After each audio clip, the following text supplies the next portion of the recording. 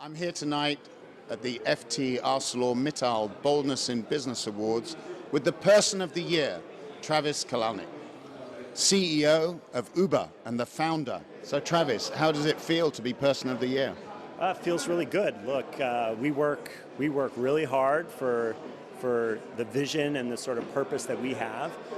For the drivers, there's hundreds of thousands of drivers. We have 2,300 employees. Myself, my co-founder. It's quite an honor. So we feel great, and it's really fun to be here. And do you think that you're bolder because you failed twice in businesses? Absolutely, right?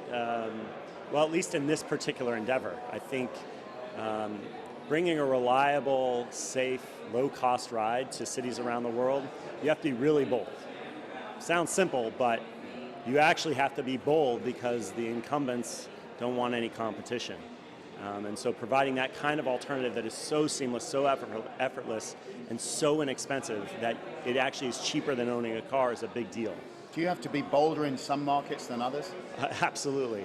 What's the toughest market? Oh man, the toughest market for us right now is Seoul. In South Korea? South Korea. I'd say that's probably the toughest.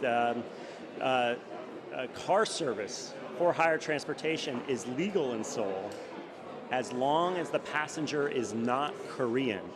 That is a law. That's quite a law. Yeah, that's an interesting one. And so most of the providers, the sort of traditional providers don't really, that law is a little bit crazy, but when we come to town, that's something that folks start to look at. And so tell us briefly about your plans in China. You're going to take on the incumbent. Well, so what we have in China is a situation where a couple of clones lit up doing taxis maybe a year or two before we got there. We're now in the top dozen cities or so in China, growing really, really fast. But we get to be the small guy, which, by the way, my entrepreneurial roots, I'm used to being the small guy, so this is a little bit of a homecoming. So that's exciting for me, but we've got challenges, and I think time will tell, but it's exciting nonetheless. You've grown at an extraordinary rate on a global scale, but it feels a bit like a bubble in Silicon Valley. Is this the time to cash in and go public? Look, I think for Uber, for myself, we're owners, not renters. And so for us, it's not about the payday or the cash that's right around the corner. We believe in what we're building for the long run.